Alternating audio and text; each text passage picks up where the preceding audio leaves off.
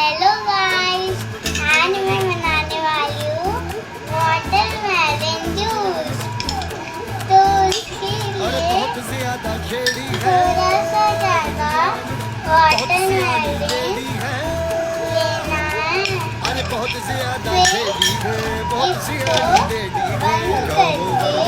जिसको करने को ये तो रेडी है। इसको बंद करके चलाना